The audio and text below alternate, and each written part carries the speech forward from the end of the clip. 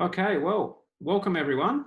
I'm really excited today to MC this really exciting real estate and property industry webinar. This is the first webinar in our series of webinars on data and the industry.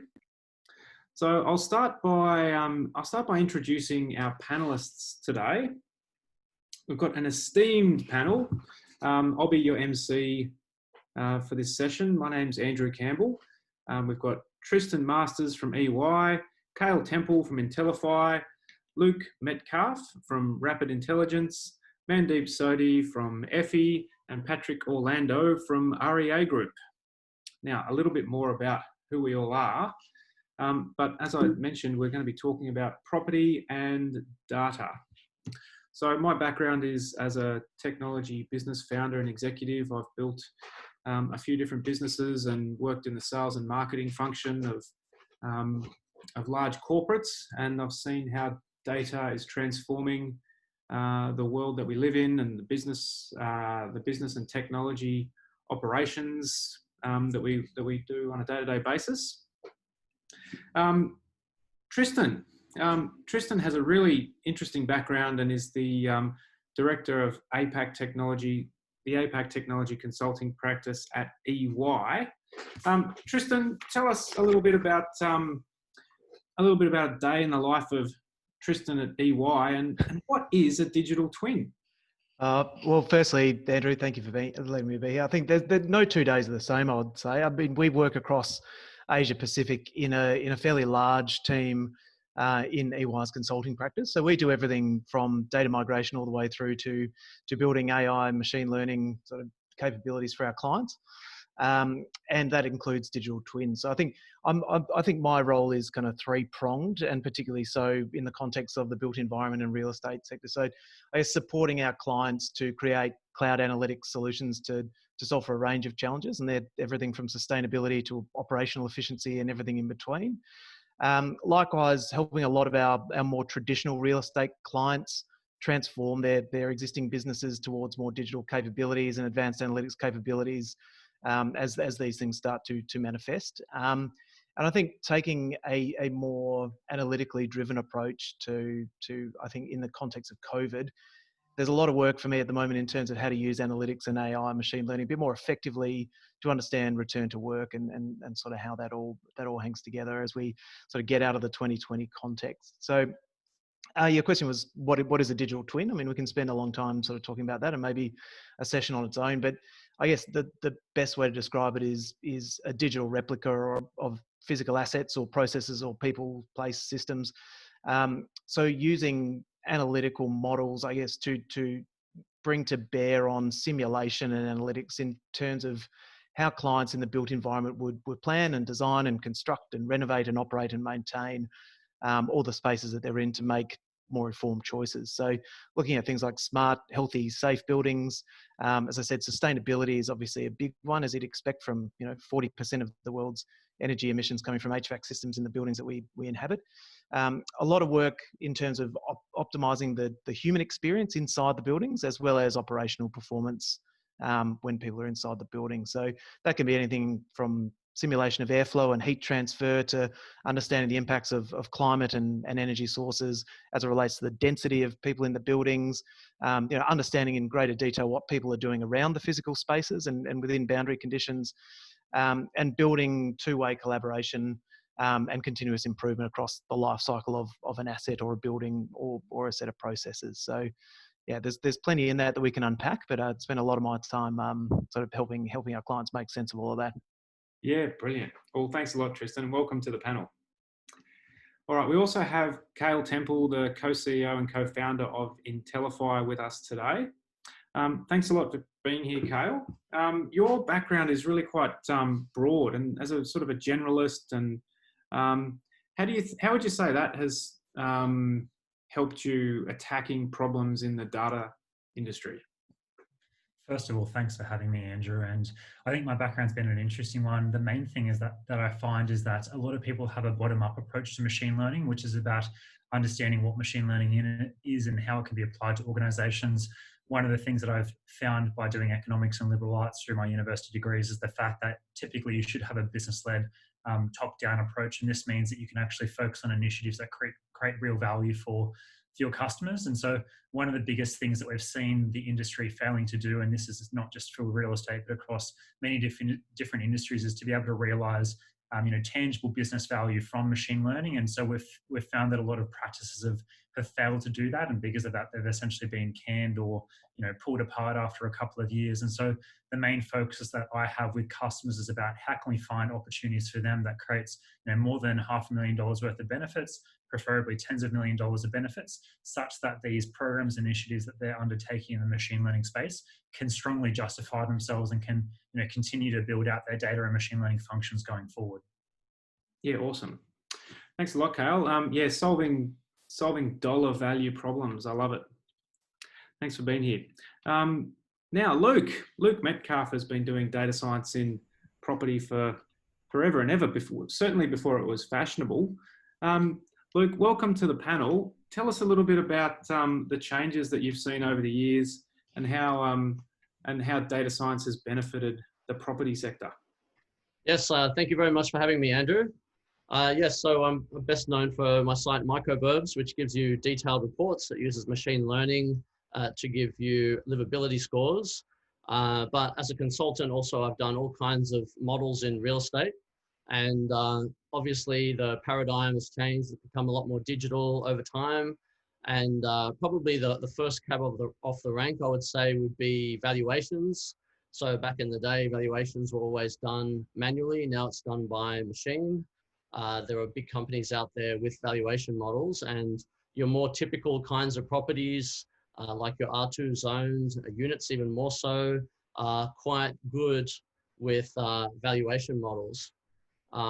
Then of course you've got, predating that is your suburb level sales data. So aggregating the number of sales and the median prices, which you have to be very careful about because you can have a diversity of homes within an area. But a lot of people rely on that. Then an area that I've particularly been interested in is forecasting of prices. So for example, in the space of predicting residential prices, I found that suburbs weren't so useful, but if you recreate virtual suburbs that aren't pockets that aren't necessarily adjacent. So for example, all the big homes on the high side of the hill, the machine clumps together, and that gives you enough throughput, enough statistical significance to be able to predict prices across regions. Then more on the insurance side of things, you've got risk modeling that also uses lots of property data, and I'm doing some work in insurance at the moment. And propensity models is an up and coming one. So obviously the real estate industry is very sales focused. Most real estate agents spend most of their time prospecting. So the ability to anticipate who is going to sell using lots of other signals about people. It could be life stage or certain purchasing they do, could save real estate agents and anyone who can benefit from the transaction. So obviously there's a lot of players in that space. To be able to get in early is really valuable to get those leads. So yeah, there's a lot, it's a very interesting space. There's a lot of public data as well as some really great private data. So yeah, there's a lot more to be done in the data science space with real estate in Australia. Brilliant. Yeah, thanks a lot for being here, Luke. Talking about leads, now Mandeep, welcome to the panel, Mandeep Sodhi, CEO and founder of Effi. I think, Mandeep, you've probably delivered more leads to mortgage brokers than anyone I know, and spoken to and interacted with mortgage brokers. Tell us about what they're doing and how they use data in the real estate sector. Thanks, Andrew, for having me on the panel as well. So, as you know from my background, so prior to starting Effi, I was the founder of Hashing. That was used by over 700 brokers at one point, and now we've launched Effi, which is a software as a service platform for mortgage brokers. But I've been in this industry, especially in the startup space, with the mortgage brokers since 2015, and as you mentioned, we've delivered over 1.5 billion worth of loans settled through the platform, but also over 25 billion worth of home loan applications through the platform. And one thing I noticed, all the data we collected, that how do we make sure that the data that's there and apply that data analytics to help brokers gain a competitive advantage or competitive edge as well. So this means like, what sort of information customer is looking at the website, what's referral source they're coming through, how much information they put in, sentiment analysis as well. Are they really positive about it? So if we also do some sort of scoring for the brokers to make sure that they can act on those leads quickly. I think overall, we're just looking at improving the lead generation and marketing using the data points to predict if the client is looking to downgrade, upgrade, investment purchase, so they can have the conversation accordingly with the customers. A lot of times we notice the brokers are spending time repeating the same thing, asking the clients the questions that they shouldn't be asking, because that questions have already been answered by the customers in one way or the other. The other part we're looking at is how do we get the quick time to yes or no for a particular property. As you know, when buying a property, people are looking to find out from the brokers, can I afford it or not? And that takes a lot of time when connecting documents from the customers. But, how do we make sure that we use that data in the bank statements to automatically categorize the income expense, so that the brokers aren't spending hours of time going through each transaction. And then also looking at the loan management. So once the client has taken the loan through the broker, how do we help them, or the brokers can use that loan data using open banking data in future as well to make sure that the customer is on the right loan. A lot of times you would notice that the customers will go after 1 year, well, my bank has not reduced the rate and the broker hasn't contacted me at all. So we provide them all the insights to make sure that they get in touch with the client at the right time and say, look, interest rates have decreased and I think we can find you a better deal. And that will drive a better experience for the customer as well. And we'll talk about it more, but I think AI is just scratching the surface of the real estate sector. But it's reasonable to assume that there are highly advanced algorithms are currently being developed, and we're looking at that as well. And it has moved beyond being a buzzword now. But what's missing is easy access to new data points that can power these algorithms and validate the effectiveness of these algorithms in the ever-changing world. Yeah, no, brilliant. It sounds to me like data is actually integral to your entire product. Yeah, thanks a lot for joining us, Mandeep, and welcome. Now, last but not least, and from one large platform to a gigantic platform, I suppose, thank you very much, Patrick Orlando, for joining us from REA Group.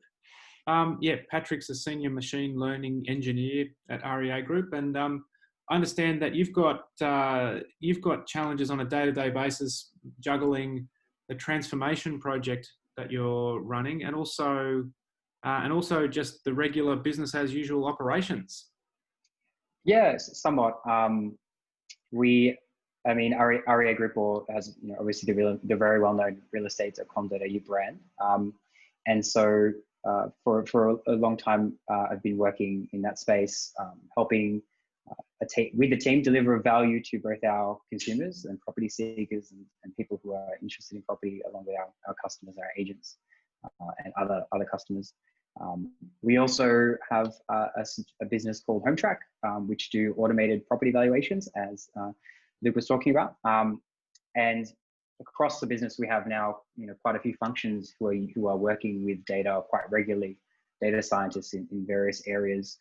And so part of the challenge is kind of how do we get the most value out of having these people across the business, and how do we lower that barrier to actually delivering value across an organization that's quite large. So I sort of transitioned into more of a machine learning engineer role, where we're looking at, I guess, defining platforms and patterns that help accelerate and get us to find out if a particular idea or I guess solution to a problem is worth investing in. And you need to kind of fail fast in that case if it's not. And you also need to know whether or not, as Kale was saying, a particular model is even worth investing your time in. In some cases, you might just want to go for a simple heuristic or use analytics and actually be more transparent about what you're trying to achieve.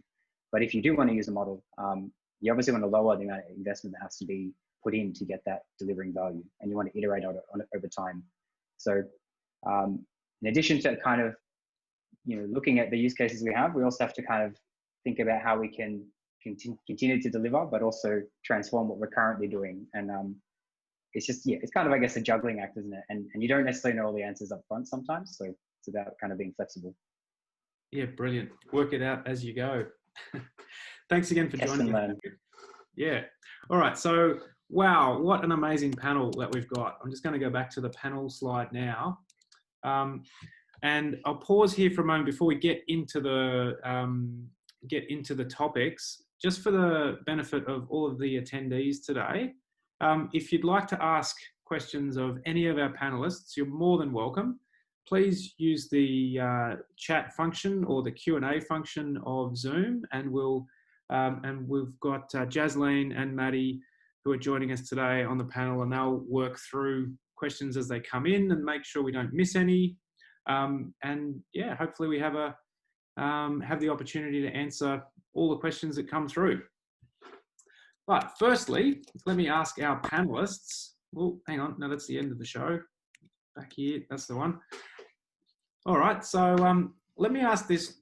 We can go through the panel one at a time, but I might leave it to the person that's most keen to answer to jump in first. So how is data, AI, and machine learning already improving processes for you? Maybe actually, Patrick, I should, rather than leave it as a free-for-all, let me ask Patrick first, because you were just telling us about how you're juggling business as usual with transformation. Sure. So I think there's a kind of a couple of areas, and I'm probably going to touch to similar ones in a bit more detail. But I guess if you think about the property seeker experience, so people are often quite time poor, and searching for property is quite a difficult task, or quite a time intensive task. So any kind of value you can deliver to a consumer that can allow them, or a person looking for property that can allow them to maximize the value or the effectiveness of the time they spend, is going to improve not only their sentiment about their property search, but yeah, I guess save them time. So part of that, I guess, is understanding, what their intent is and what their interests in property are, and the types of property that they're looking at. But there's kind of a difference with property as opposed to maybe some of your other, like we could recommend property, but there's kind of a difference compared to, let's say, recommending a movie on Netflix, where in that kind of world, you have kind of low risk of recommending a particular movie, and the consumer, if they click on that and they waste 15 minutes and then cancel it, it's not a big risk to them. But if a person decides to load up a bunch of Saturday inspections and misses one property that they then feel could have been one they really wanted to see, and miss out on that, there's a huge opportunity cost for them. So there's this fear of missing out. So in that sense, like recommending property is a little more complex. But you often hear anecdotally people, in the end, I bought a property that maybe at the start of my search, I didn't think I would really want. And maybe to Luke's point about microburbs, sometimes suburb boundaries, you think you're going to look at a particular suburb boundary, but you end up buying a property that's on the same hill, but across a boundary because that line was drawn there. And so there's kind of an element where AI and ML can facilitate that serendipitous search, or that ability to show something that was outside of a user's bubble. But it has to kind of delicately be juggled with making sure they don't feel like they're missing out on what they want to see. But yeah, that's a really kind of interesting space where it's going to continue to evolve as AI continues to evolve, and the amount of data we have on property evolves, and the amount of, I guess, interactions of what we can capture about people evolve. So yeah, I think that's an interesting one. Maybe I'll give a throw back to the rest of the panel instead of just continuing. Yeah, no, thank you, Patrick. Maybe Tristan, you could share with us some of your insight from EY. You would have seen a broad variety of different types of clients utilizing data, AI, and machine learning. How have you seen, what are people doing right now to improve processes and drive business outcomes in this area? Yeah, for sure. And as I sort of touched on in my intro, Andrew, I think it's obviously a pretty broad range of problems that people are starting to look through the AI ML prism at. But I think in the broadest possible terms, I think the four buckets that we're really seeing a lot of work is in, how do we we promote healthy and safe buildings and smarter buildings? How can we use AI and ML in the context of enhancing the end user experience of the people who are in those buildings? So better engagement and workforce productivity, and how am I spending my day, and how can I promote a more frictionless experience when I come to the office or in a physical space, and create a smarter. I think we can see your office right there in the foreground as it happens. Or the EY Sydney one, at least. That's right. That's right. And around, I mean, there's a bunch of operational cost takeout elements that are being used for, with an ML flavour to them. So being able to, as I said before, sort of trigger maintenance work orders and do predictive maintenance, or optimize the ability to heat and power and cool the buildings in near real time, and support better financial decision making and ROI.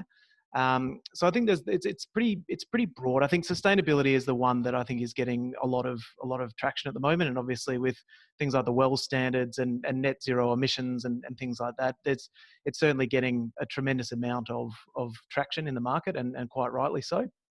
I think I've just finished quite an interesting, albeit slightly sort of esoteric, internal project for EY around, do we really need as much real estate as we currently do? And a lot of our clients and a lot of you folks on the call are probably going through a similar process insofar as how can we optimize the amount of real estate that we've got in the context that we might be in a post-COVID or with COVID context. So we've built a range of capabilities to make sense of that data, and provide some more sort of insights, I guess, back to our leadership team around the best way to manage that as we roll forward into 2021.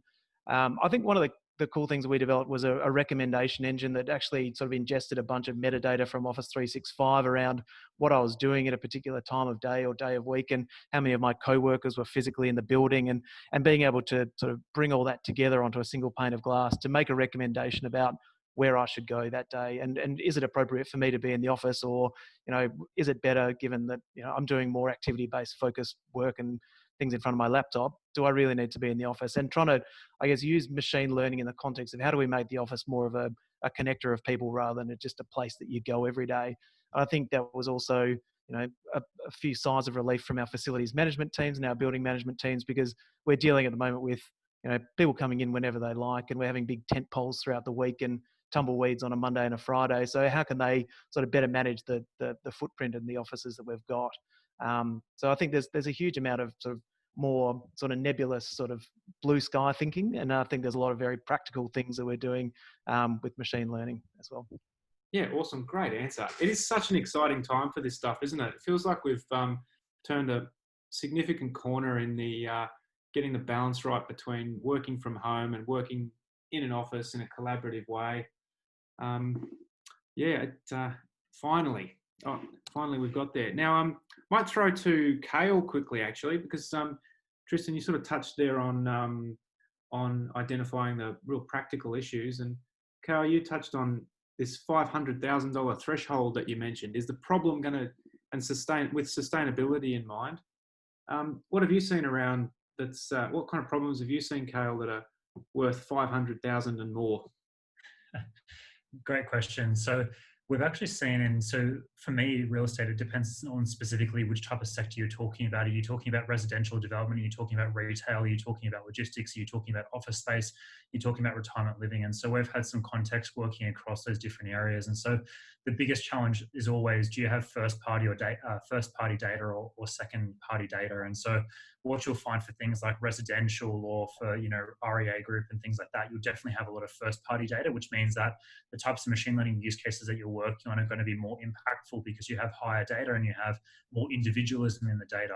However, there's actually a lot of the property sector, for example, commercial property, retail, etc., where you don't really have a good view of individual customers. All you do is have this aggregate secondhand data. And so the question always is how can you make money from this? If you start speaking about that first party data use cases, it's typically around how can we improve our go-to-market? And obviously, with the value of property, whether it be in the residential space or whether you start speaking about acquiring land or developing on top of land, these are very big decisions. And so if you can find some small, efficiency improvement on top of that, either property purchasing decision or in terms of the land development decision, these can translate into huge amounts of money. And so that can be a very easy thing to accomplish. But we've typically found that real estate developers and real estate companies in general are quite aggressive in their go-to-market strategy. And because of that, it's around understanding how do they acquire customers, how do they interact with customers, and then understanding how can you apply data and machine learning to be able to support these different strategies. And because of the large value of these types of transactions, you can very easily see these start to translate into millions of dollars or tens of millions of dollars. When you start speaking about the office space, when you start speaking about the retail use cases, this becomes a bit trickier. And typically it's around, how can you acquire third-party data? How can you aggregate it together? How can you get better visibility and insights in terms of catchment areas? And then how can you then start thinking about running different types of campaign advertisements, micro segments on top of that to be able to then incentivize customers to be able to come to your segments and areas. And so the reason why we come up with that $500,000 number is that the reality for you to come along and hire a data scientist or a machine learning engineer and a product owner to be able to run that team effectively, there is going to be a substantial cost to be able to do that. Not only to hire them initially, but to be able to keep that team going long term. And that's completely ignoring some of the factors around, change management and the costs of change, right? And so we really encourage organizations to start first with what is the initiative that we're undertaking, what is the potential benefits that we're going to receive, because ultimately these are going to be signed off by an executive, typically a CFO or CEO. And that means that you need to be able to have a strong business case and an ROI to these types of initiatives that you're undertaking. Yeah, brilliant. Yeah, it makes sense. You want to be solving a good quality problem. Correct. Perhaps Luke, you could add some thoughts to how data science is impacting the property sector right now. You've been doing this for a while. What are the most common applications that you see on a day-to-day basis? So like I mentioned before, you've got your valuations, forecasting, risk models, propensity modeling. I think there's a good distinction to be drawn between your fine-grained, we've got lots of data, individual transactions, like predicting evaluation, and your forecasting models, where you're trying to look ahead way into the future. So for example, I built a commercial real estate forecasting model that went back 30 years, looked at a very large amount of data, but it's much more challenging because a market has many inputs and you're trying to predict some overall aggregate figure being some market indicator. Then I think most of the panel here have intelligently talked about your fine-grained models, which is a good place for machine learning to be because you need lots of instances to train the machine. One area where I see a good potential that's coming up really soon with the removal of stamp duty in New South Wales, flipper models. So normally it's hard to create a generalized model about when is the best time to buy a property. But if you're going to buy and sell within roughly the same market, so you might buy it, do it up in 6 to 12 months, and then sell it again, then you can assume that particularly if it's only 6 months, you can assume that they didn't do anything major to the property, and you can analyze and create a model to spit out which are the best properties to buy and then flip again. So yeah, that's an interesting area. Forecasting, like I say, much harder. You've always have to do back-tested models. There's a lot of forecasts out there, and when you scrutinize it, you see, you have to ask, has it been back-tested? What were the previous predictions on that model? A lot of people are working on spreadsheets, and machine learning is increasingly taking the role of spreadsheets. And often these guys are doing the best they can, but they're just working with like suburb level median. A type of machine learning we haven't talked about is what I did with microverbs and livability scores. So there I surveyed a large number of people and built machine learning to predict how livable by a whole lot of different means a individual area is, like a block, SA1. So that worked out really well. When you take in, my approach is always to take in a very large number of columns or features, very large number of data sources, and then let the machine do the talking. And I definitely agree with Kale about you've got to do things in a really pragmatic and iterative way. Real estate data is not very clean. You can't build the ultimate model and expect it to run ongoing. The market changes over time. It's an evolving space. So there is a challenge, which I think, Kale was talking about, of you get machine learning engineers into the space, but it's not the ideal environment that they were dealing with in their university. You've got to be very practical and have a genuine curiosity. Data scientists succeed when they have a lot of curiosity for what's actually going on and not merely just treating it like a machine learning problem and assume that everything has come in clean before it arrives on your Jupyter notebook. Yeah, absolutely. There's a lot of dirty data out there. That's the starting point, I suppose. Mandeep, lastly, for you on this, with mortgage brokers, I assume that one of the most important aspects for them is like not wanting to spend too much time with clients that sort of waste their time, but they want to get applications into the bank as quickly as possible.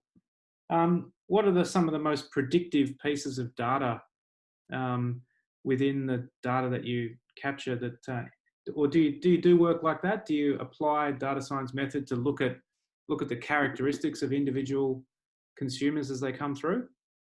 Yeah, so we are in the early days of our startup, so we're laying the foundation now. But there is some data points we've already collected on how we can improve the productivity of the broker.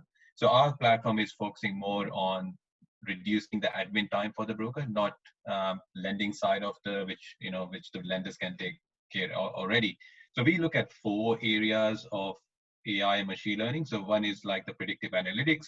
So we tell the brokers, hey, the leads you're getting from different sources, whether it's Facebook campaign they're running or Google, they're buying from comparison sites, or they're getting referrals from the real estate agents and accountants, which are converting more and which one is taking longer to settle. The reason for that is we're telling the brokers, say, hey, you should focus on these leads more and start spending more time on these and get rid of the ones that are not giving much more value. So that's the kind of predictive analytics or helping we're giving to the broker side. We're also looking at the optimization. So we're also changing the behavior of brokers through some of the system insights and recommendations. So the recommendation sometimes we give is when they get a lead, sometimes we notice the brokers are not calling their clients for 24 hours or 48 hours. So we go to them and say benchmark against the top brokers. And as we get more data through the platform, we tell them you should be calling this client in 7 minutes to get a high conversion rate. So how do we optimize and change their behavior, which brokers do not mind, and we don't publicly shame them. We're actually showing them in a very confidential way in their own system, saying, in your area, the top brokers are calling the clients within 7 minutes, but you took 30 minutes or 24 hours to get back to their clients. So how can we help them be better and become a better mortgage broker and provide a better experience as well? The third point is around the better experience. So this is a really interesting one, and we just recently launched an SMS bot, which brokers can use to get in touch with their clients or who are less engaged. And what it does is basically, if a client is not getting back to the broker for over a week, the bot can say to the broker saying, hey, I can get in touch with your client on your behalf. And all it does is the bot will start chatting to the client on SMS, and it's a very natural language without the borrower realizing they're talking to a bot. And it understands all the slangs and all those things. Even if you say to the bot, look, I'm at a Barbie and can't take the call right now. How about next Tuesday? Because the bot has access to the broker's calendar, you can set up an appointment. The thing where we failed, and it was a couple of months ago, there was a scenario where one of the clients said to the broker bot saying, hey, but the question was, when is the best time to call you to get you a better rate? This cashback offer from this bank. And the client responded by saying, before you call me, can you beat my rate from ANZ, which is at 3.39%? And the bot said, it's great, I'll call you at 3:39 p.m. So this is the kind of learning we're having right now. We're training the bot saying if it's a bank, or if it's an interest rate, identify that and let the broker handle that conversation rather than stepping in and thinking that's a time. But these things are taking, the broker was laughing, obviously, because he couldn't get in touch with the client. Obviously, the client came back. But another scenario was when the RBA just announced just earlier this month, reducing the interest rate. one of the broker was really smart. He actually had 2 campaigns on our SMS bot sent at 2:31 p.m. Now, while other brokers were putting together a nice email, or the flashy thing saying, interest rate has dropped, no one, the borrower doesn't care about that because there's so many emails coming into your system. Yeah. So this broker sent the SMS bot at 2:31 p.m. straight away, and he had a 90% open rate and response rate. And so the broker was really excited that, this is the future where the customers are willing to say to the borrower, to the broker, saying, hey, thanks for informing me. And actually, I am looking to now refinance, and when can we have a conversation? And the bot handled that client appointment really well. So better experience is what we're focusing on, through this AI piece as well. And the last part is just the hyper personalization. So we're looking at the emails and SMS that brokers are sending to their clients or leads from our system. And we start predicting things, the next email or SMS, and we start learning from the way they talk, the tone of voice for the email or the clients. And we say to the broker, this is how you type an email. We prepared it for you, deauthorize it, and send it. Now, this is still in learning, and obviously we're making a few mistakes as well as we go, but that's the whole point of training the engine. That's brilliant. Yeah, thanks, Mandeep. That's some really interesting applications of AI right there. And it's really exciting to see how you're kicking them off all at the same time.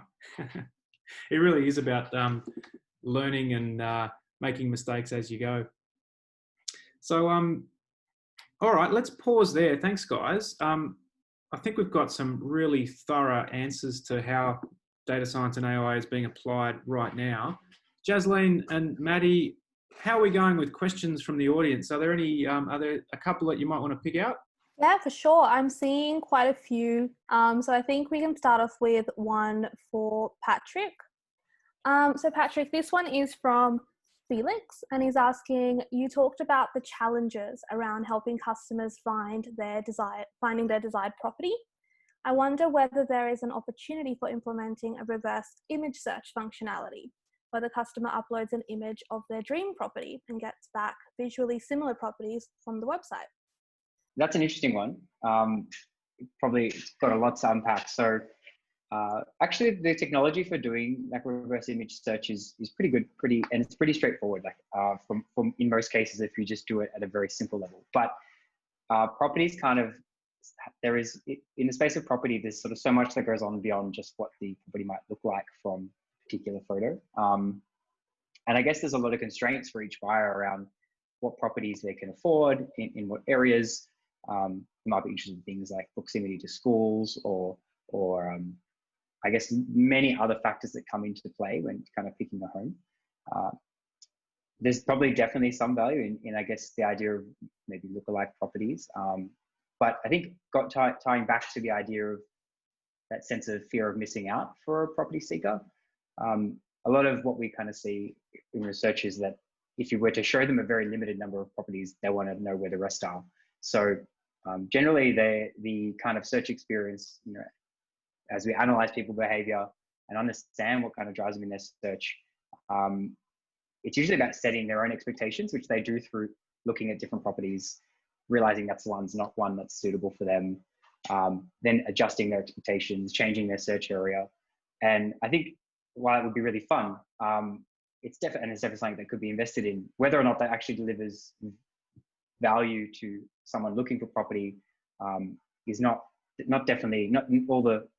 all the votes aren't in yet. So a really interesting problem and very fun to play around with, looking for lookalike properties or using image data in interesting ways, and something that potentially could continue to evolve as you add more data points in addition to imagery. So extracting the right kind of information out of that photo and understanding a lot of other data points about the property that a person might be looking at will continue to kind of evolve that recommendation engine or recommendation opportunities. But images alone probably are not going to really capture it. Yeah, if I could be the first person to jump in there and add to that, a great answer there, Patrick. So there are particular challenges with images. So one image searching for another image, where there might be aspects of the photo that show up to the machine that don't for a human. So a human might notice what's in the front yard, what kind of material it's made of, whereas a machine might notice esoteric things like what was the light being cast on the front yard, or what angle was it taken from? So it might end up showing the same picture from another house because it's from the same angle, even though to a human it looks like a completely different kind. Another way of doing it would be floor plans. I would imagine floor plans would be easier. So it'd be easier to break up a home into rooms. A lot of, I don't know, my wife and a lot of women I speak to are very interested in the layout of a place. So that could be a good one. And then of course you have a lot of metadata associated with houses. So that might be another way of achieving their aim. So if they wanted a particular architectural style or a particular look on the outside or the inside, particular kinds of materials, there is satellite photography and inference on the property description. So you can look for keywords at a simple level. You could just look for a keyword saying it's Art Deco, for example, and that might help answer that person's question even without an image. Yeah. Yeah, I think, oh, sorry, Kale, you go ahead. Sorry, thanks, Patrick.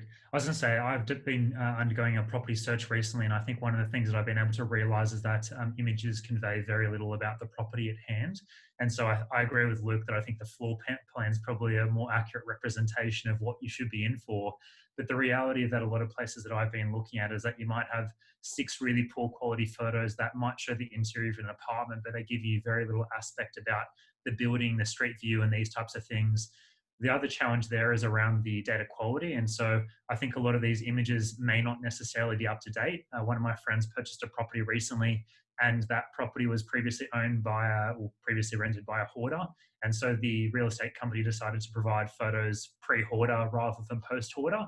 And so that meant that there was obviously some bit of differences between the real estate photos and obviously what she ended up seeing when she ended up buying that property. And so, you know, if you're able to have really accurate, up-to-date labels of the images, I think it'd be, you know, a really interesting application. But obviously, there's going to be so much noise and issues in terms of being able to get a proper view of the individual property. Yeah, one thing we haven't mentioned also is that the images that are taken are not necessarily exactly as shown. So you have photograph editing, you have huge, amazing filters, make it look like it's sunset when it was taken on a cloudy day. Or they'll take some dirt and convert it into grass.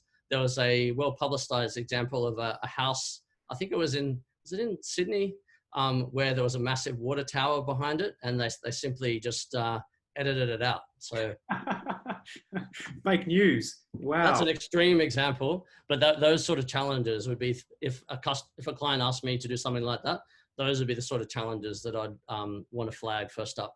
A place that I'm looking at recently has a Photoshop fridge in the place of a real fridge, and it looks pretty dodgy. So yeah, I think that would give some machine learning, algorithms a bit of issues. Yeah. Wow. Definitely. That's a great. That was a great question, and I think potentially a topic for a capstone project that someone might want to build out. I think. Oh, sorry. Go on, Patrick.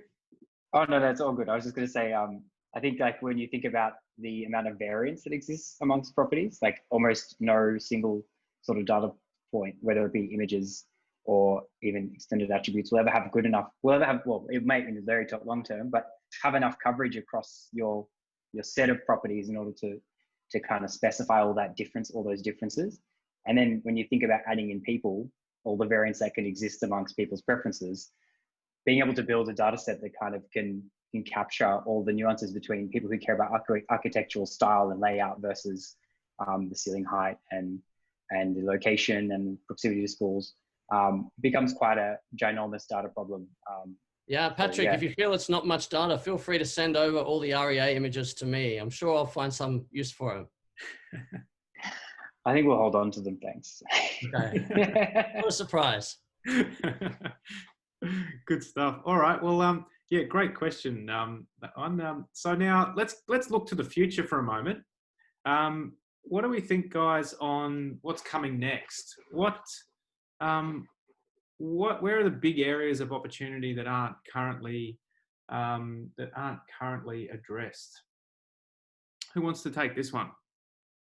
Yeah, sorry, I'm hogging a little bit. Probably, if you're keeping score, I've had the most interjections, but I'll take this one. So yeah, I mean, anywhere where there's lots of data, right? So it's very hard, like with the land valuers, it's very hard to do farms or very unusual high-end properties. But things like your flipper models, so if people start flipping more often, obviously there's ongoing maturity in the space. Most machine learning engineers and data scientists have only been at it for a few years, and in a few years, they would have been probably at it for a few more if they're any good. Yeah, I'll throw it back to the panel. I think one of the things from my perspective is around pricing. So I obviously come from an economics background, and so I've got a really hardcore passion for pricing, and I've had the luxury of being able to do pricing for retirement living houses. And so that was a really interesting project from my perspective. But if you go back to some of like the economic fundamentals around pricing and what it conveys, is that if you can flip properties, it essentially means that there's information discrepant, there's asymmetric information between buyers and sellers. And so one of the things that I think is going to be happening in the coming years is the fact that as you get better pricing models, a lot of this variance which people are using to flip properties or make money off properties will slowly degrade or slowly start to disappear. The reason being is that these machine learning models will be really accurate and start to give people better information and better transparency about the real value, the actual value of prices. And because of that, it means a more efficient marketplace in terms of what people are willing to buy and what people are willing to sell for. So that's one of the things that I'm really looking forward to. Yeah, and there are players in the space taking advantage of that discrepancy. So you've got your open door kind of sites where they identify people that don't want to go through the whole sales process. And you've got buyer's agents that go out there and make lots of lowball offers on large numbers of potential vendors that are not vendors yet. And yeah, so that is a great opportunity for machines in the short term, sort of a very slow version of what happens in the stock market where you have machines being market makers. Exactly. Yeah, brilliant. You guys touched before on how AI and machine learning really is just scratching the surface. Tristan, what do you think about the potential applications for these? You're seeing practical things happening and also some more esoteric things.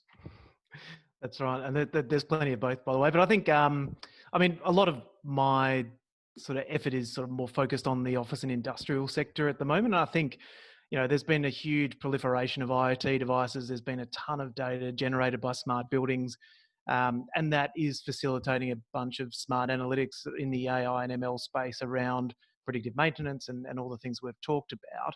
I think to date, that's been fairly unidirectional. I think that sort of what we're starting to see a little bit more of is the ability to not only provide predictions of what we should do, but to actually anticipate and make corrective action autonomously back into the building management systems, back into the HVAC systems to not only give a recommendation to people in their chairs about what they should and shouldn't be doing, but to actually have sort of bi-directional flows of information and decisions being made sort of autonomously that control the nervous systems of building, for want of a better word. I think there's a big push towards sort of more AI at the edge and AI on devices. That brings with it a raft of heartburn from the point of view of our friends in cybersecurity and a bunch of other things. But I think it's pushing increasingly into that space around sort of how can we do more AI at the edge and on the devices themselves. So I think there's a lot of really exciting stuff coming. I think it's potentially been a bit slower to move, I would say, in the office and industrial sector, and sort of more traditional property operators have been slightly slower to move. But now I think it's really starting to get a bit of a head of steam, and the next couple of years should be pretty eventful. Yeah, wow. So yeah, those are two very, very powerful macro trends, aren't they? Like Internet of Things and smart buildings combined with edge AI.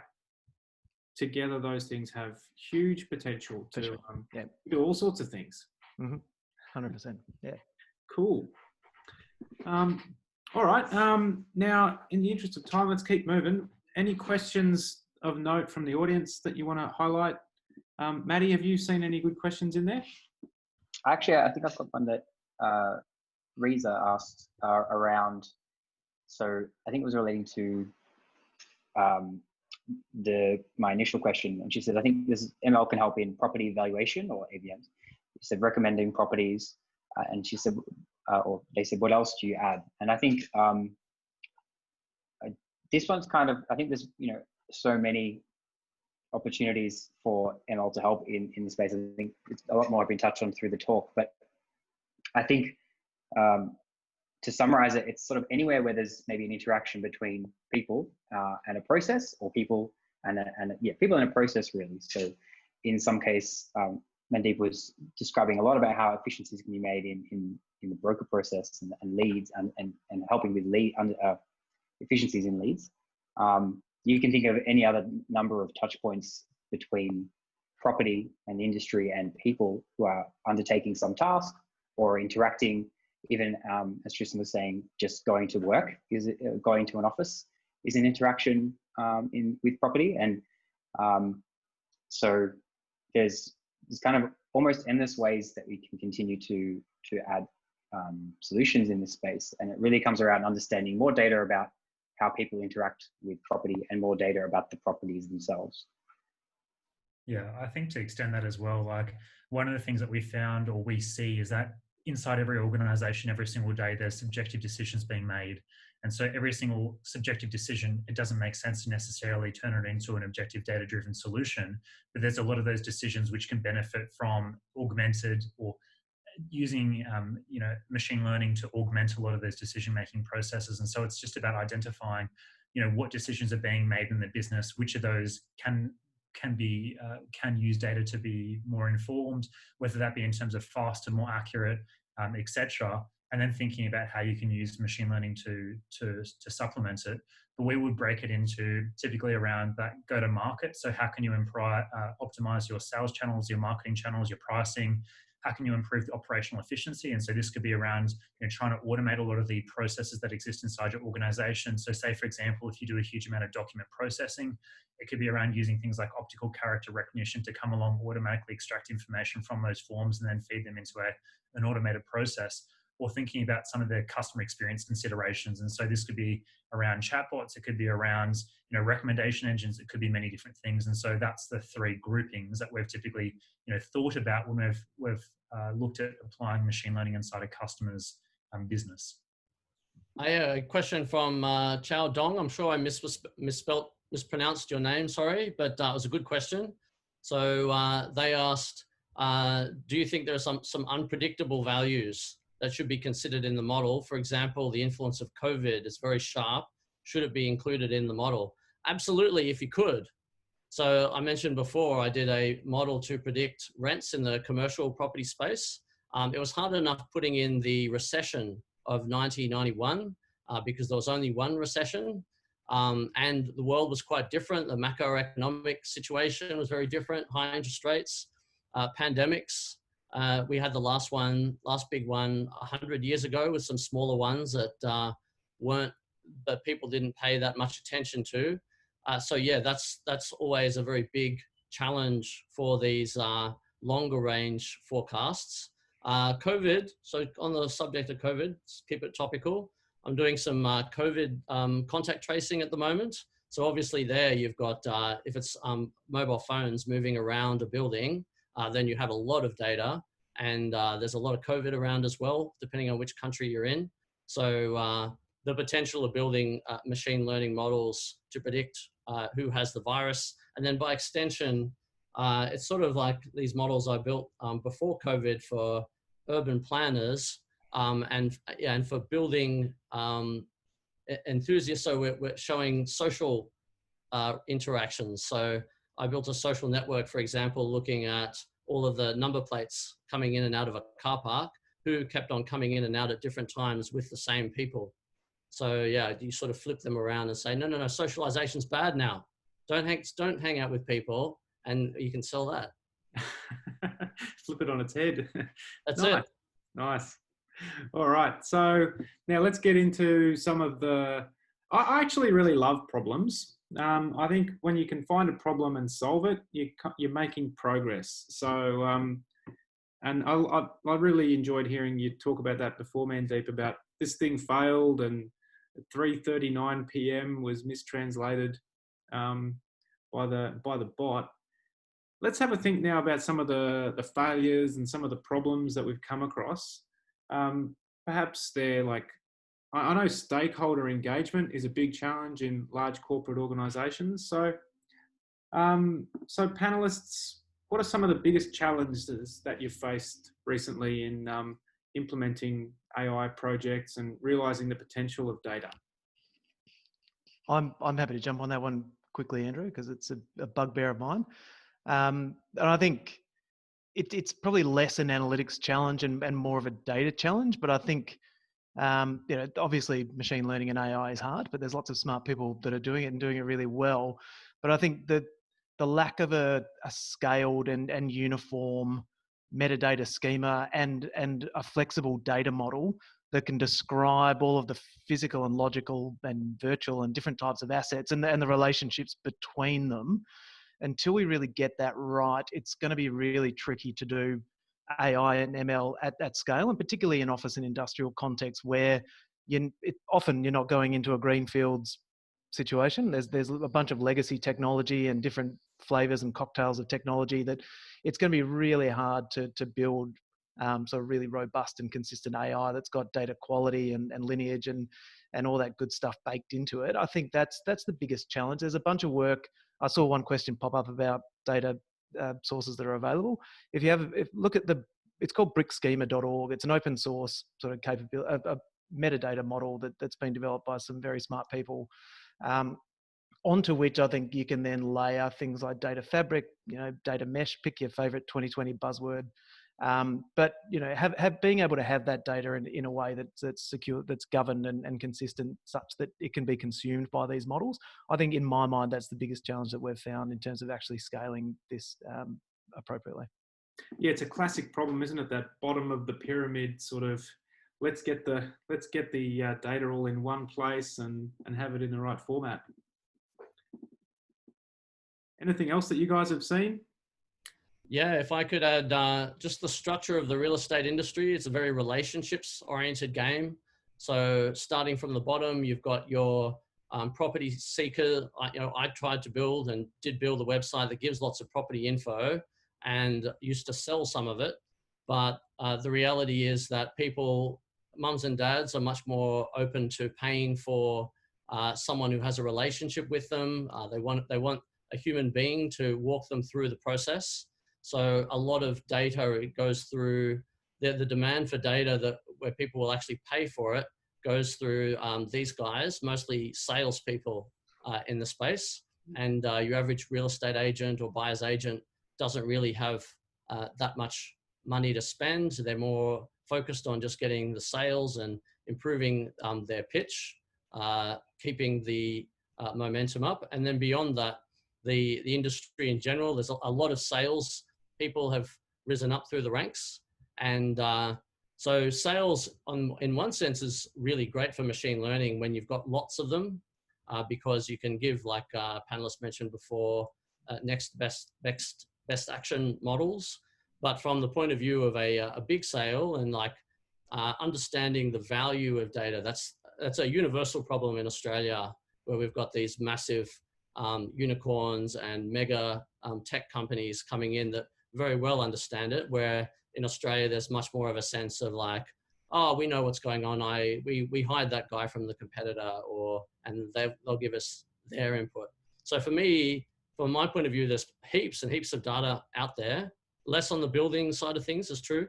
It's a bit more work to come together, but the main challenge is just getting people to be of a mindset to make a truly data-driven and rigorously scientific decision, rather than one that is intermediated by a human being telling a good story. That sounds like a great opportunity to educate the property and real estate market on the value of data. Patrick, you must see some pretty big challenges trying to transform REA. What's the objective of the transformation, and what are some of the challenges you face along the way? I think Well, thanks. That was very flattering. I don't think I'm transforming the whole of our group, but thank you. So I think both Tristan and Luke kind of touched on parts that I was going to mention around the organizational maturity for data. That was for Tristan. It takes a lot of effort to get data into a place where it's really you're able to act on it and use it quickly and test ideas really quickly. Part of that might be sourcing multiple different data sources across licensed data sources, unlicensed data sources, public data sources, cleaning them. As we were saying, the data is really dirty in real estate, and so it's not immediately useful to you. And if we don't invest time in actually building those foundations, you can end up repeating a lot of that work across multiple parts of the business, which is not a very good use of time. And you might get different answers to the same questions, which is even the worst case scenario. So I think part of that is I guess just like tooling and platforms, engineering of those things, the data domain knowledge that's used to clean those data sources and pull them together, governance. A lot of that stuff kind of comes, and that problem becomes harder as the organization scales. So, and the use cases also kind of scale. So, and it's often, like you said, it's hard to define a single schema or a single way that you can define this domain, because it changes so rapidly, and you'll only end up kind of building your own rod through your own back. So flexibility in order to experiment, but also the kind of, at least a bit of engineering rigor to allow this to be a stable space for you to work in is kind of needed. But yeah, and then the data side, just getting the amount of data that you need to kind of describe variance of a lot of things. And it's always a work in progress. So remember how much data you have, you always want more. So that's kind of a challenge. But I think, as Luke was kind of saying, there's a lot you can do with what we have in a lot of cases, and sometimes it's about being really creative. But I think access to data is still something that makes it quite difficult, or pulling together multiple data sources. I think that was probably it. Cool. Thanks, Patrick. Now, it would be remiss of me not to ask a question of you all while we've got everyone here on. I'm sure I saw this in the list of questions before when I briefly skimmed it. But what advice would you guys give for folks that are coming into the industry or transferring into the data industry from other backgrounds? I'm happy to go first. I think the biggest one that I've seen is learn engineering. I think too many people focus way too much on the theoretical side of data science. They spend too much time on static data sets, building models and trying to iterate and improve them. And so that was 2018. The reality of where we are with 2020 at the moment is that you need to be able to have cloud skills. You need to be able to have software engineering skills. You need to be able to have data engineering skills. And the biggest challenge before that was, first, how do you get value from these types of technologies? The second thing is, like, how do you put it in production? And the reality of what I'm seeing in customers at the moment is that they have a lot of people who can build models, but there's very few people who can put them into production, which means that the business can't get the value from the models. And that kind of means that their whole data science initiatives fail. And so the biggest thing that we've been telling people nowadays is make sure that you can have the engineering skills to be able to take these models, put them into production, make sure that the business can actually get value from them. Yes, to add to the putting into production, another part of it is to genuinely understand the data that you're working with. So to actually think about the players in the system, to get your head around the idea that every row, most rows that are written are because someone made a decision somewhere, and it's not a perfect encapsulation of that decision. If you don't do that, you can end up putting, if the model doesn't make sense, particularly if you're using the most bleeding edge models, it's unlikely to keep working over time. The machine will get way too sensitive to exactly the conditions that you train the model on. Yeah, brilliant. All right, yeah, thanks guys. Now, someone just asked as well, what does putting into production mean? So in a sense, it's about if you were to build a model on your laptop, and let's say I wanted it to do something on realestate.com.au, it's not going to do much when it's still sitting there as a proof of concept. So there's a whole amount of work that then goes, taking that from something you've run manually and having it happen daily or even in near real time on a schedule or in some sense, basically being able to deliver something that actually really affects your product or your customers or your features. And making sure that doesn't break every day requires a lot more engineering rigor than just the kind of the initial proof of concept that may be built. Yeah, brilliant. Get it into production and get it working. That's good advice. Okay, now that's the formal questions that we have. We're not doing too badly for time. We're 7 minutes over. I think we got through quite a lot of ideas there, and possibly even collaboratively invented a new product. But Jasleen, have you scanned through the questions, and are there some that you'd like to highlight for us? There are so many, let me tell you. So I'm going to pick some of the standout questions, guys. So this is to everyone on the panel, whoever jumps in first. It's from Ilan. What sources of metadata are available for New South Wales apartment or office buildings that can be used for a sentiment analysis or price prediction? So a quick one off the top of my head is CoreLogic. I think CoreLogic has a whole bunch of data sets. I don't know whether you have to pay to access those data sets or not, but typically we've used customers' proprietary data rather than third-party data. I believe Luke's got a really good view or opinion on some of these things, so might throw it over to him. Yeah, so you have the ratings, neighbors. So on the office side of things, that will give you the environmental scores. You have DAs that are put out by councils. And so in terms of new buildings coming up, obviously you have the sales collateral from the property developers. So REA, as mentioned. Yeah, so there is GNAF, which has all of the properties in Australia. And in terms of sentiment analysis, so you've got textual, talking about textual data there. So you've got the actual descriptions from the within the property ads. Perhaps you could go to social media and look at discussions. You could be grabbing out news. So if you did a keyword search on Google News for the name of particular buildings that you're interested in, or Facebook, all of those could be taken in if you want to get a sense of how people feel about the particular property. So in New South Wales also, of course, land registry services. So depending on, I don't know what sort of budget and where they are exactly now in terms of providing this data, but obviously you have transactions. So that includes your strata as well as your Torrens title. So you can see all of the previous transactions on the block. And zoning as well, of course, very relevant to buildings. Like if you want to build taller, you can get maximum building height.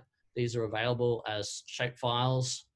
Yeah. Is there like a website where there's like a catalog of government available data sets? Remember there is. Maybe that would be a good link. Microverbs.com.au. No, well, obviously there's data.gov.au. That's one place. That's okay. That's maybe also going to be a great starting point, I guess. I remember there was someone mentioned earlier on a site to go to as well. I didn't write it down, but whoever said it probably could repeat it. There's one called brickschema.org, which is open source, but it's more around, it's more kind of at the micro level and potentially more sort of in the context of the different entities within a building rather than those more sort of macro pricing constructs and sort of and shape files and that sort of stuff. So it's kind of the different pieces of equipment and their location and sort of endpoints and, you know, valves and dampers and air handling units and that sort of, like there's a ton in there. A lot of that data is sort of proprietary to the folks that own the sensors and the IoT sort of endpoints and the hardware. But there's a ton of stuff on there in terms of sort of how do you create a canonical model and sort of a representation of a building.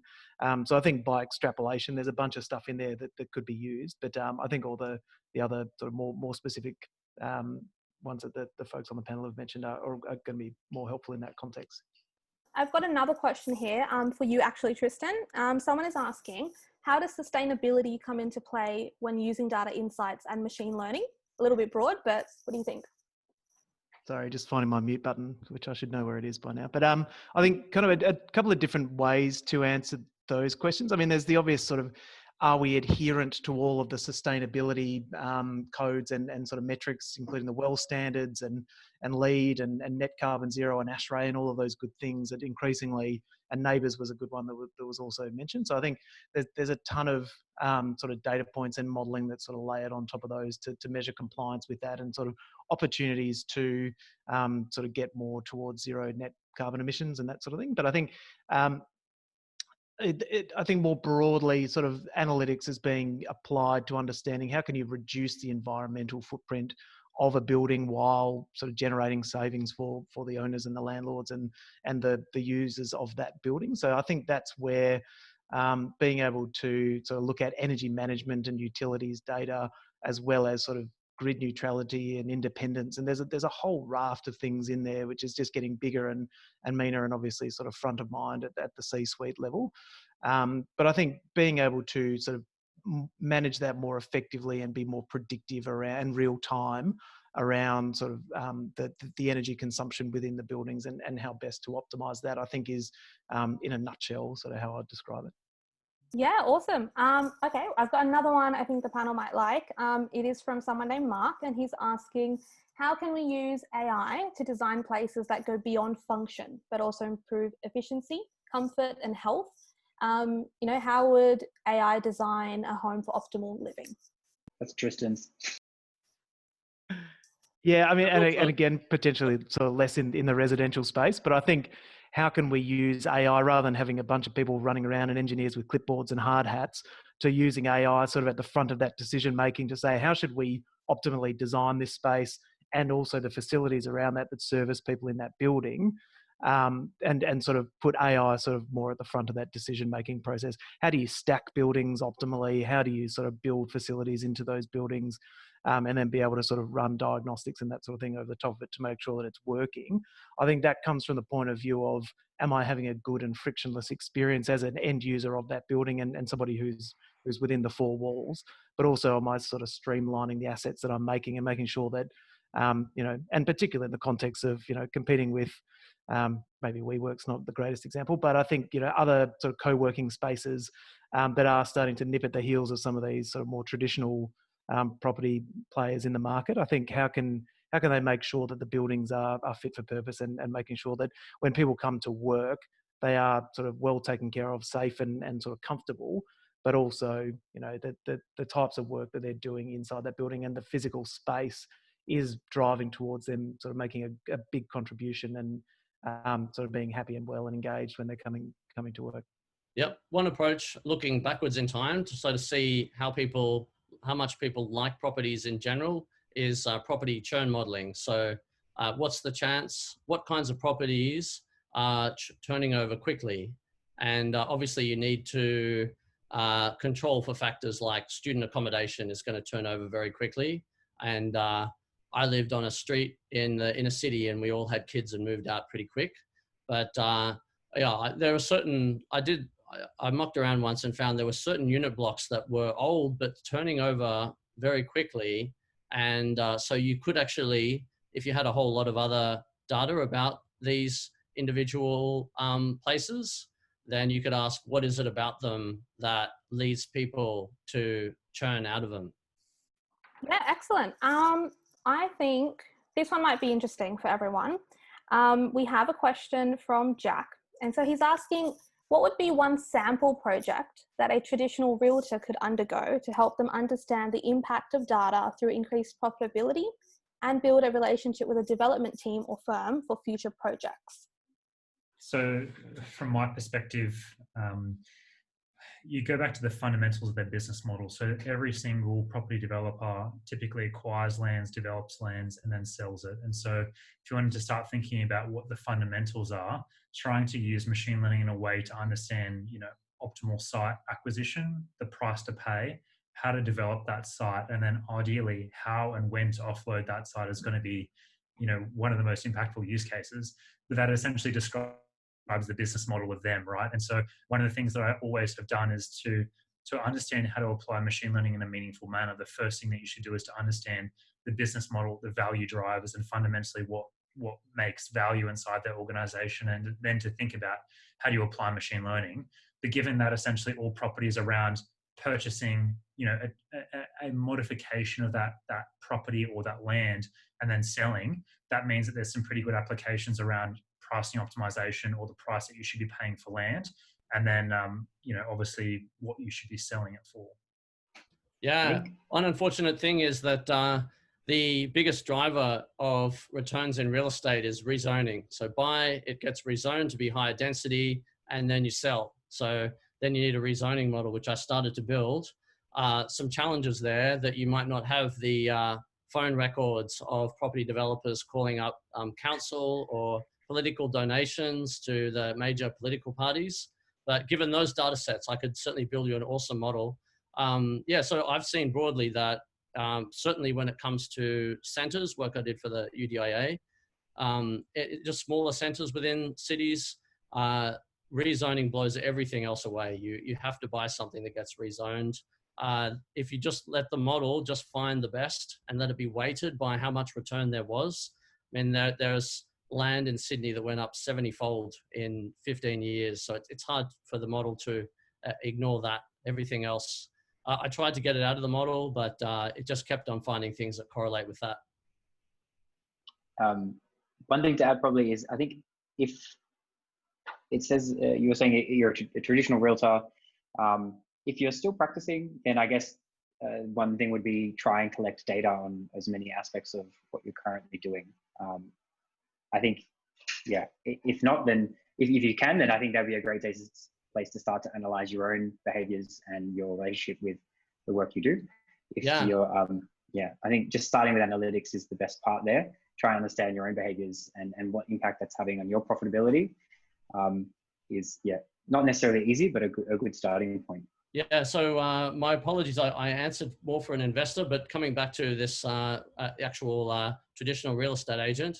So the biggest thing for you is propensity modeling. So not wasting time on marketing effort that is going to be wasted, calling the right people. If you're a principal, assigning the right real estate agents under you to the right punter, intelligently mapping out your territory between your agents. And so I looked at the belief that it's always 150 meters from a sale. So there's a sale on a property, then you letterbox drop on the same street or within 150 meters. It wasn't as strong a trend as I was expecting. And given the fact that real estate agents are acting on this and over marketing to people who are near those who've sold, suggests that there is a lot more there in propensity modeling.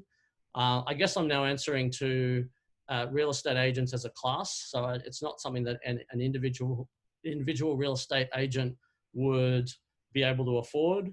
But then the other side of it is obviously in your pitch. So when you're competing against other agents.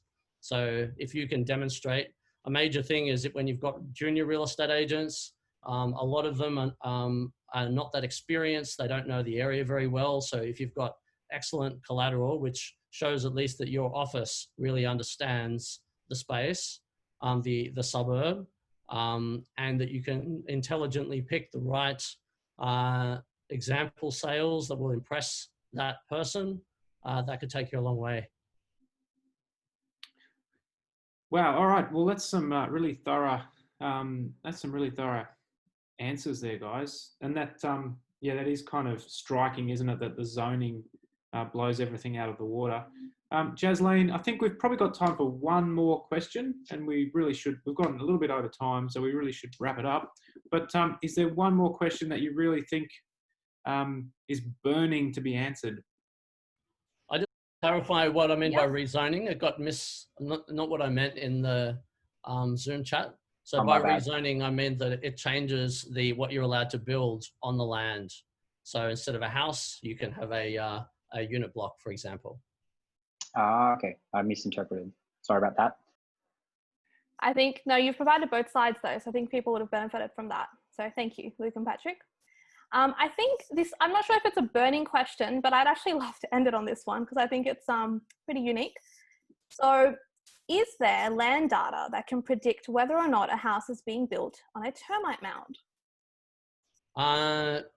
Well, obviously satellite data has vegetation. So if the termites eat certain, please someone interrupt me if they're a termite expert. I didn't see any pest controllers on the panel. So I'm going to be brave and just talk about data sources.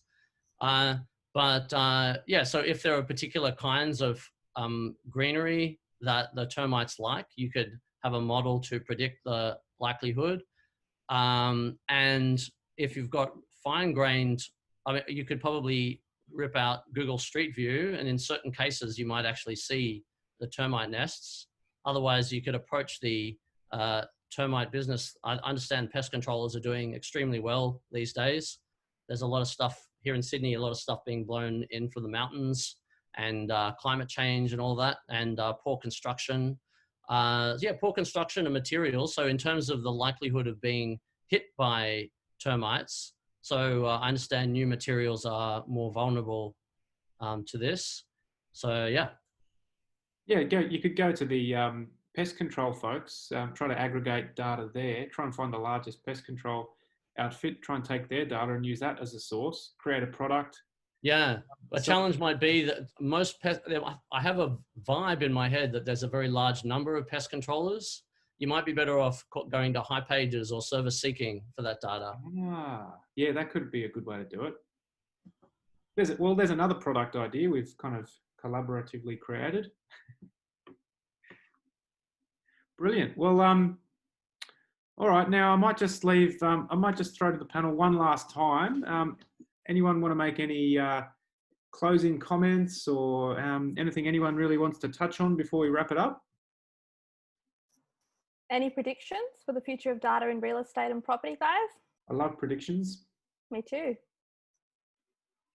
Oh, look, I mean, it's a slight aphorism, but this is only going to get more and more of a problem and more attention. I think there's a lot of, as I said, sort of traditional players in the market and prop techs and startups and technology players more broadly sort of starting to enter this fray. So I think, digital twins alone is sort of predicted to be sort of $100+ billion a year industry. So I think for anyone who has an appetite to solve these complex problems, it's a very exciting place to be. And I think it's going to get a lot more love and attention over the next couple of years. Brilliant. Well, great closing comments there, Tristan. Thank you. On that note, let me thank our panelists. Thanks, Kale, Luke, Mandeep, Tristan, and Patrick for joining us. Thanks very much, Jasleen and Maddie, for organising everything. Yeah, it really is an exciting time for property and data. We're just scratching the surface of the applications for the data profession in this area. So, yeah, now's a great time to get involved. Thanks again, everyone. Enjoy your afternoon.